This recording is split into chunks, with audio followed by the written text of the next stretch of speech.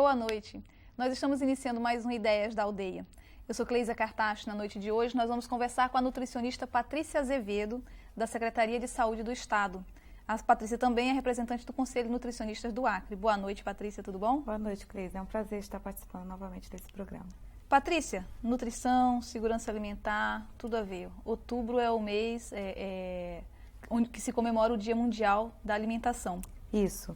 O que representa esse dia? Né? A partir como e quando surgiu a ideia, por exemplo, de dedicar um dia para tratar de assuntos relacionados à alimentação? Por que razão isso acontece?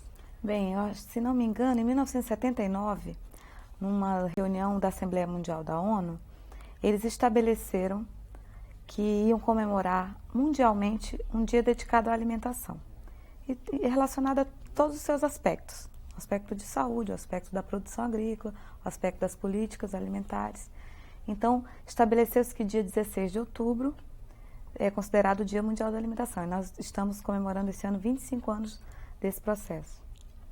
Quando a gente fala em segurança alimentar e quando vem essa discussão com relação à alimentação, o que tem por trás disso, além de simplesmente o fornecimento de comida? Isso, as pessoas confundem um pouco a questão da segurança alimentar com a questão só da aquisição do alimento, né? Só de se alimentar. Mas a segurança alimentar é um processo mais amplo, né? Ela prevê a garantia do direito humano à alimentação. Isso implica em quê? Implica também nas políticas agrícolas, implica no acesso à renda para a aquisição de alimentos, implica em alimentos de qualidade, em quantidade suficiente, implica também da gente estar adquirindo esse alimento de modo sustentável, para que as gerações futuras também tenham esse alimento garantido.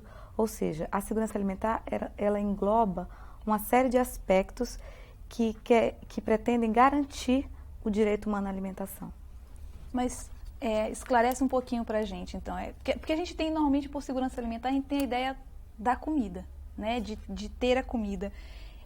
Qual é a diferença entre ter a comida e ter segurança alimentar? Eu posso ter comida e não ter segurança alimentar? Pode. Por quê? Porque você pode ter a comida, mas ela ser uma comida sem qualidade. Você pode ter uma comida, mas o fato de você estar se alimentando não quer dizer que você tenha segurança de que vai estar se alimentando daqui a uma semana. Então, ela envolve uma série de aspectos e uma série de direitos, né? Porque a gente tem que estar pensando sempre na gente e no outro. Então, no mundo que a gente vive, onde 800 milhões de pessoas passam fome, a gente não pode estar pensando que eu tenho meu emprego, eu consigo ir no supermercado comprar meu alimento e eu tenho segurança alimentar. Quem me garante que aquele alimento foi produzido com qualidade?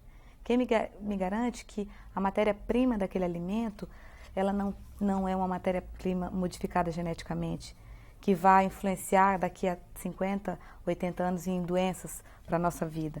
Então, a segurança alimentar, ela envolve vários aspectos, inclusive de saúde.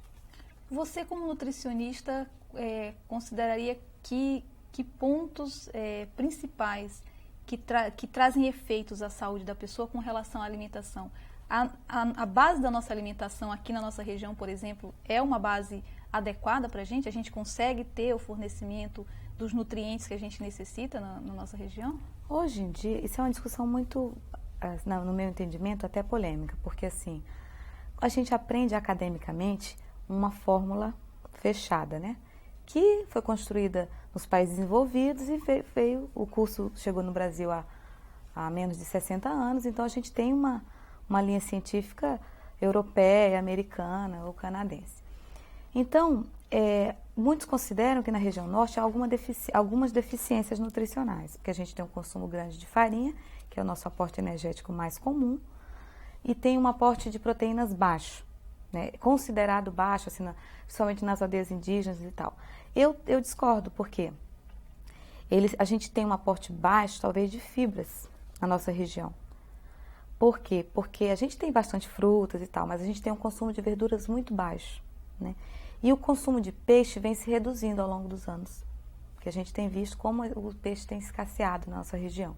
Então, era uma alimentação basicamente dos povos mais nativos, de farinha, peixe, né, e mandioca, e com um pouco consumo de verduras e frutas, pouco ou quase nenhum. Então, esses hábitos têm mudado. Mas não quer dizer que a gente possa desconsiderar os hábitos anteriores. Por quê? Porque a gente tem frutas aqui com excelentes aportes nutricionais, que também estão deixando de ser utilizadas.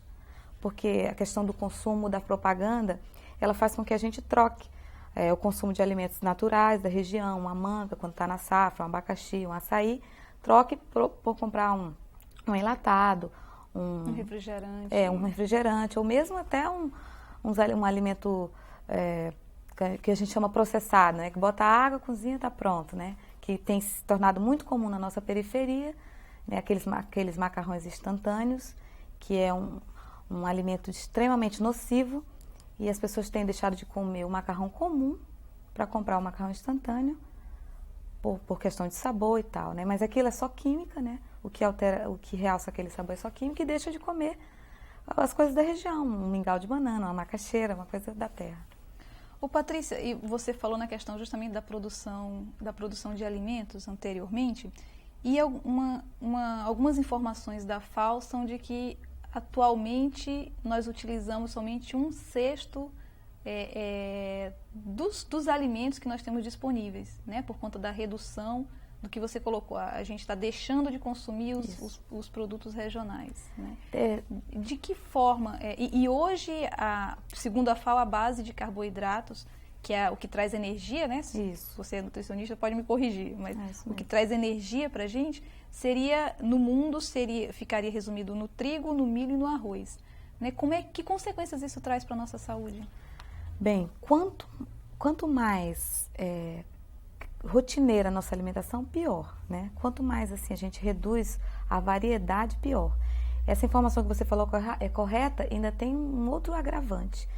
Deu uma informação que 3/4 das variedades agrícolas estão sendo diminuídas, assim, foram diminuídas nos últimos 100 anos. Tu imagina? Se a gente tinha assim 100 espécies, por exemplo, de tal fruta, a gente tem só 25 espécies agora, nos últimos 100 anos. É uma redução drástica, né? Muito séria. E aqui no Acre a gente tem o exemplo das sementes caboclas, né? Das variedades de feijão que tem lá no Juruá, na região do Cruzeiro do Sul. A segurança alimentar também tem esse aspecto interessante, porque ela busca também garantir a cultura alimentar da região, resgatar essas sementes nativas, a importância do alimento de forma cultural. Por que isso? Porque a gente está vendo aí, está na mídia a questão dos alimentos transgênicos, né? A indústria tem uma influência muito pesada no aspecto político, no aspecto econômico, no FMI, nos bancos mundiais da vida, e isso interfere diretamente na nossa vida. Por quê? O Brasil não quer liberar plantio da soja transgênica porque é atrasado, mas não é isso. A gente não sabe que malefícios isso vai trazer para a gente futuramente. E a questão dos transgênicos é uma questão que dá um exemplo claro para nós que isso diminui a variedade das sementes.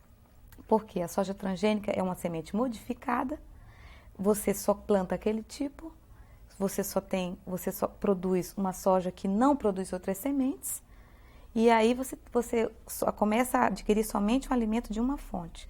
Então a variedade de milhos, a variedade de feijões, a variedade de batatas, etc., vai se reduzindo. E daqui a 10, 20 anos a gente não vai ter isso. E o que isso vai implicar na nossa saúde. Você, tratando essa questão dos produtos geneticamente modificados, os transgênicos, como são conhecidos, eu te pergunto como é que essas questões relacionadas à segurança alimentar, elas são tratadas no nível internacional? Quem é que trata disso? O que é discutido nesse sentido? Bem, a Organização Mundial de Saúde, dentro da Organização Mundial de Saúde existe um segmento, que é a FAO, né? Fundo das Nações Unidas para a Alimentação e Agricultura, onde se tratam as questões de alimentação a nível mundial e também a segurança alimentar. Por exemplo, o Dia Mundial da Alimentação, esse ano, tem o lema A Biodiversidade, né, relacionada à segurança alimentar, ou seja, a serviço da segurança alimentar. E aí, o que a FAO nos traz? Agora, em maio, bem recente, teve uma Assembleia Mundial da ONU, onde se estabeleceu a estratégia global de promoção da alimentação saudável e da atividade física na saúde. E o que é isso? Eles querem estar prevenindo as doenças não transmissíveis, que são as doenças como câncer, as doenças ocasionadas por acidentes violentos, acidentes de trânsito, originadas do tabagismo. Então, essas doenças não transmissíveis, elas têm um impacto muito grande, quase 70% dos distúrbios dos países em desenvolvimento como o nosso país são causados por esse tipo de doença. E tem interferência direta pela má alimentação, pela falta de atividade física. Então, a Organização Mundial de Saúde estabeleceu uma estratégia global e essa estratégia ela vai chegar até o nível local. Ou seja, eles estão difundindo essa informação nos países, para os governos dos países membros da ONU, e o Brasil é país membro. E aí, o Brasil vai adotar políticas, e já começou um processo, porque o governo Lula já vem começando um processo de estabelecer políticas relativas à segurança alimentar. E aí, essas políticas também vão para o nível local. A comunidade também tem que ter a informação. Essa estratégia, ela prevê principalmente a educação e a informação na comunidade sobre a alimentação saudável e sobre a atividade física. E como é que isso chega no Brasil? Que estratégias são adotadas no Brasil para trabalhar essas questões? Bem, no Brasil nós temos principalmente o Ministério da Saúde e o Ministério do Desenvolvimento Humano e Inclusão Social, que é o Ministério do Combate à Fome, eles já têm algumas estratégias. Eu acho que a gente já deu um certo passo, porque realizou-se a Conferência de Segurança Alimentar em março, e ali listou-se várias iniciativas que vão ser implementadas como uma política nacional de segurança alimentar. Além disso, o Ministério da Saúde, ele vem com 2 grandes programas esse ano, para o país todo. O Programa Nacional de Suplementação de Ferro, que o governo Lula ainda vai lançar. E o que programa é esse? A gente já tem o atendimento com sulfato ferroso na rede de atenção básica, nos postos e centros de saúde. Mas a anemia no nosso país ainda é gravíssima, o índice é altíssimo, na nossa região, muito alto. E aí, o que acontece? Desenvolveu-se um novo produto brasileiro, o sulfato ferroso, com um sabor menos amargo, né, porque as crianças reclamam muito, tem muita rejeição. Então, esse sulfato ferroso vai estar sendo distribuído novamente na rede básica, mas com todo um programa de educação para as mães, para as crianças até 7 anos, e para todas as secretarias municipais e estadual de saúde. Então, esse programa vai ser lançado, se não me engano, em novembro. Além disso, o governo, todas as farinhas de trigo e milho no país, elas estão fortificadas com ferro e ácido fólico desde junho de 2004. Então, todas as indústrias brasileiras fortificam suas farinhas de trigo e milho com ferro. Isso já é um grande avanço. A longo prazo, isso reduz a nossa anemia. E o outro programa é a suplementação de vitamina A. Só que esse programa é só para a região Nordeste, que é onde tem-se o maior índice de deficiência de vitamina A. O que provoca a deficiência de vitamina A? Déficit de crescimento, falhas no desenvolvimento neuromotor, então, ou seja, a criança tem retardo no desenvolvimento muscular. Então, assim, implica em várias doenças oculares, uma série de distúrbios que atingem principalmente a criança. Vai ser distribuído também na rede pública de saúde? Gratuitamente na rede pública. Certo. Nós vamos para um rápido intervalo e voltamos já já com um pouco mais de ideias da aldeia.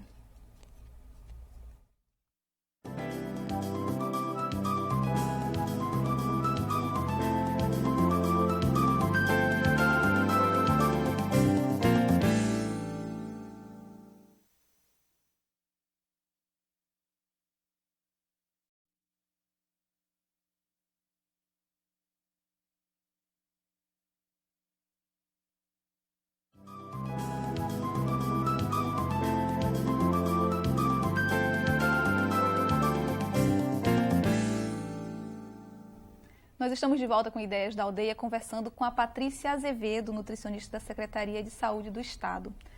Patrícia, nós estávamos falando no primeiro bloco justamente sobre algumas políticas do governo federal com relação à questão de segurança alimentar, né?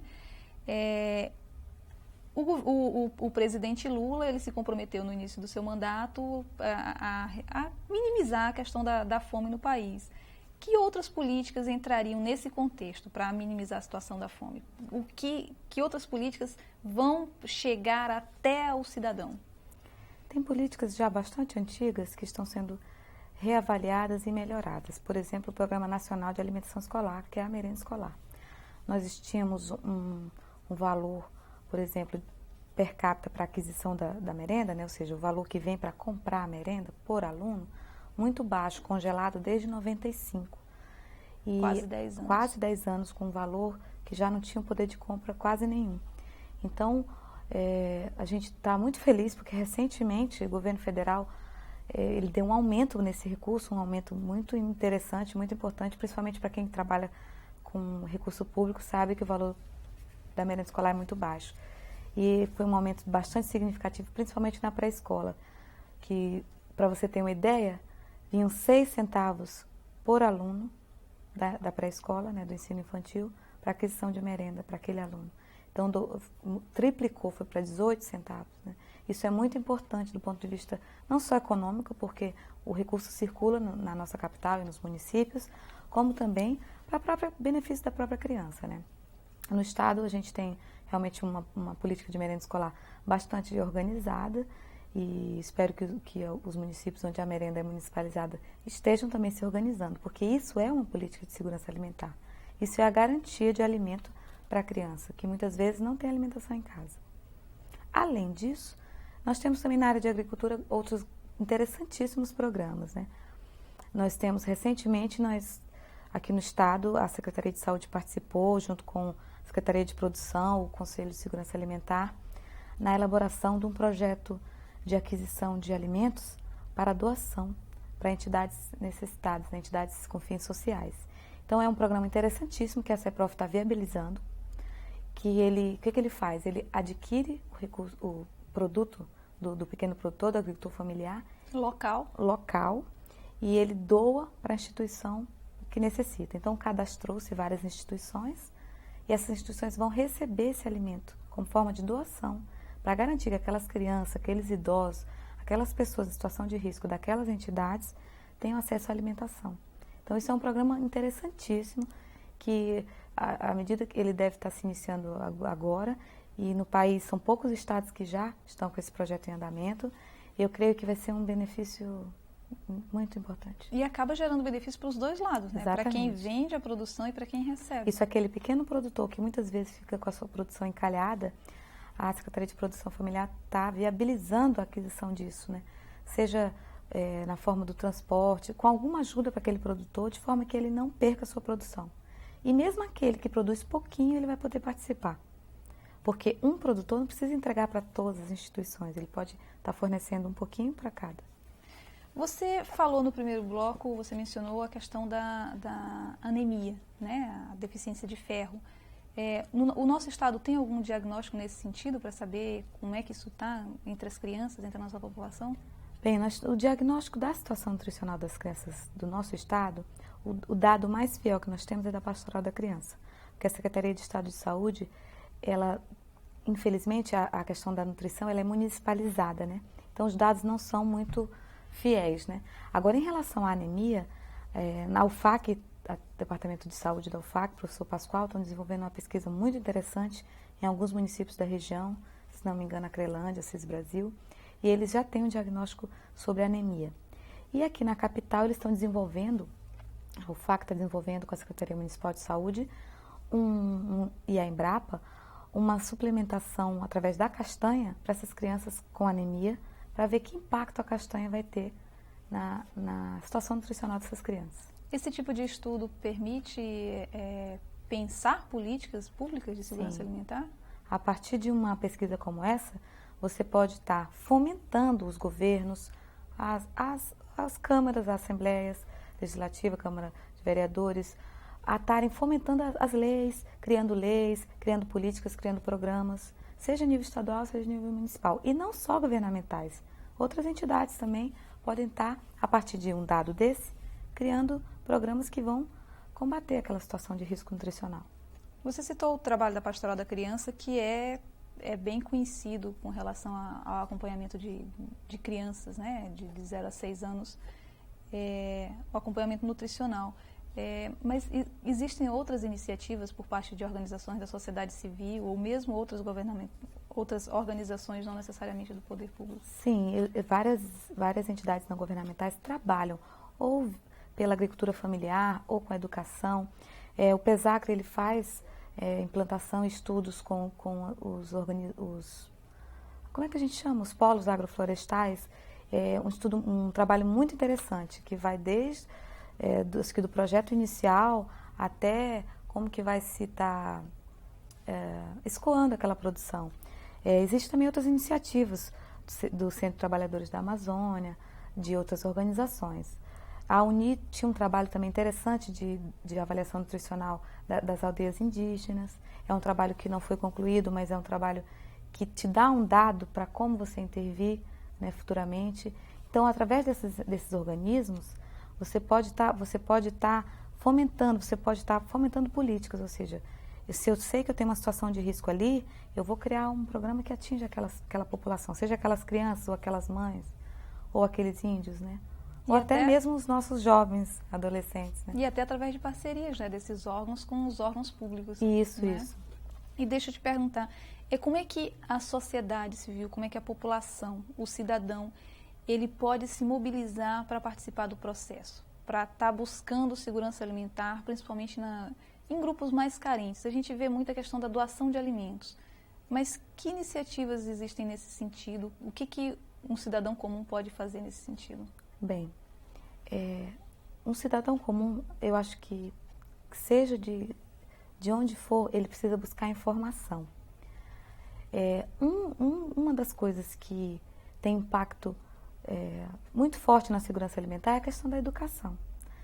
A partir do momento que você está participando, seja de um grupo de educação de jovens e adultos, seja de oficinas nos bairros, como estão acontecendo, envolvendo o tema da alimentação. Nós tivemos no Aeroporto Velho várias oficinas ali na Paróquia Cristo Libertador, sobre a questão da alimentação, sobre hortas, sobre a troca de receitas, sobre alimentação para os idosos. Então, esses pontos de aglutinação da comunidade, às vezes é a associação de bairros, às vezes é uma igreja evangélica ou católica, ou espírita, seja qual for, às vezes elas têm algum trabalho que vão te dar essa informação. Nós temos também o Conselho de Segurança Alimentar e Nutricional, que pode estar informando onde está acontecendo essas coisas, né? Então, o Conselho de Segurança Alimentar e Nutricional, ele fica situado aqui na Rui Barbosa, altos da loja Coach, em frente ao Hotel Pinheiro, e lá você pode também adquirir outras informações, onde você pode estar se inserindo em algum processo organizativo desses. Voltando à questão da qualidade da alimentação, né? A mídia ela tem um papel muito forte nisso aí, né? Influencia a criança, até mesmo o adulto, né?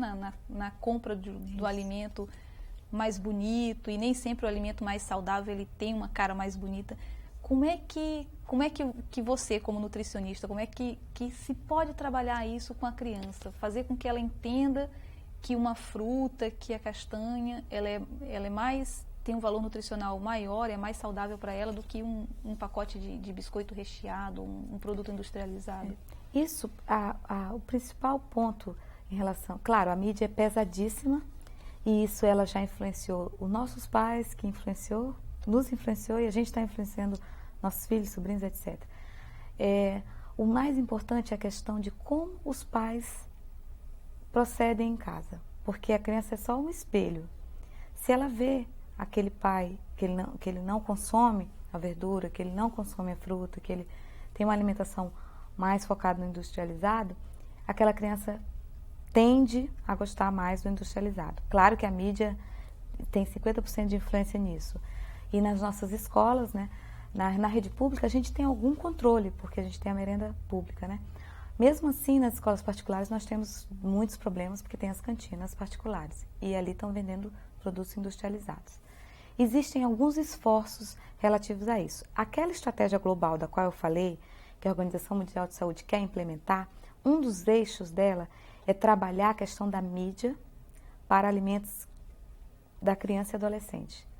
Eles vão estar como se fosse uma espécie de censurando o que vai influenciar negativamente na alimentação da criança e do adolescente.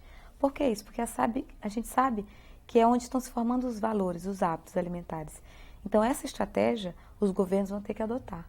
Claro que aí vai ser uma briga de foice, porque, economicamente falando, a gente sabe o poder que as indústrias têm. Mas são estratégias que vão ter um impacto na saúde muito grande. Então, os governos municipais, estaduais e nacionais não vão ter como fugir disso. Então, vão trabalhar a educação e vão estar evitando ou censurando aquelas propagandas que vão influenciar, Controlando, né? Uma espécie de controle, influenciar negativamente na alimentação da criança e do adolescente, porque a mídia é realmente muito influente. Além da desnutrição, que outros problemas a má alimentação traz? A má alimentação, ela tem influência direta nas doenças degenerativas, né? A gente sabe hoje em dia, assim, que a alimentação tem influência direta nos cânceres, que não são de origem genética, né? Não são aqueles congênitos, ou seja, que você já nasce com, né? Tem interferência direta também na questão das doenças cardiovasculares. Por quê? Porque se você tem uma alimentação rica em gordura, rica em sal, ela vai te propiciar uma pressão alta, né, uma hipertensão arterial. Isso vai te ocasionar um problema cardíaco mais adiante, que pode também ocasionar diabetes, porque a diabetes não vem só do consumo do açúcar ou dos doces, dos refrigerantes, ela também vem de problemas de ingestão de gorduras que se transformam em açúcar ou de açúcares que se transformam em gordura no nosso organismo. Então, assim, ela tem uma interferência direta na nossa vida. E a atividade física vem junto com a alimentação. Hoje em dia a gente não fala mais em alimentação saudável sem falar na atividade física. A gente tem que valorizar muito tanto o profissional, né, de educação física, como o uso disso na nossa rotina. Tem vários estudos que estão hoje em dia dizendo que não só aquela atividade que você faz na academia, mas as atividades mesmo do nosso dia a dia têm uma influência positiva desde que nós nos movimentamos. Então, assim, a questão do tabagismo. Muitas vezes a pessoa fuma e o cigarro ele tira o apetite. Isso é influência direta, né? A questão também do consumo de líquidos. A gente consome pouco líquido, a nossa região é uma região muito quente, é quente e úmida. Isso ocasiona, a água é um alimento, né? Isso ocasiona também doenças renais a longo prazo. Então, assim, a gente é o que a gente come, já dizia um filósofo, né? Então, é muito importante que a gente procure. Claro, a gente não pode ser xiita e dizer assim, você nunca mais vai tomar refrigerante, você nunca mais vai comer um produto industrializado, mas você tem que sempre estar incluindo uma coisa natural na sua alimentação. Patrícia, e para o Dia Mundial da Alimentação, o dia 16 de outubro, tem alguma programação aqui no Estado? A Secretaria de Saúde, em parceria com o Conselho de Segurança Alimentar, a Secretaria de Desenvolvimento Humano e Inclusão Social, está querendo realizar algumas atividades. A gente não tem os horários ainda confirmados, a gente vai estar divulgando nas escolas, principalmente, mas a gente quer fazer uma atividade também pública, na praça, no parque, de forma a fazer uma avaliação nutricional simplificada, dar informes, folders informativos, para como a população, em geral, possa estar tendo algum conhecimento de como melhorar a sua alimentação. Patrícia, nós te agradecemos. Infelizmente, estamos chegando ao final do Ideias da Aldeia. Te agradecemos pelas informações. Esperamos que isso seja uma informação que chegue ao nosso público, ao nosso telespectador, para que saiba usar melhor o alimento. Eu fico muito agradecida, estamos à disposição. Bem, e nós ficamos por aqui com mais um Ideias da Aldeia. Não esqueça que nós estamos chegando às 22 cidades do nosso estado. Uma boa noite a todos e até o próximo programa.